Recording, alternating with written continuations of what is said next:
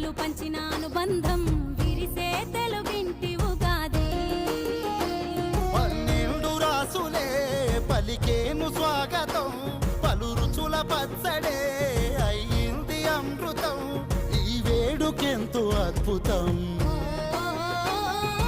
కోయిల పాటల సంగీతం, కొమ్మారెమ్మల కోలాటం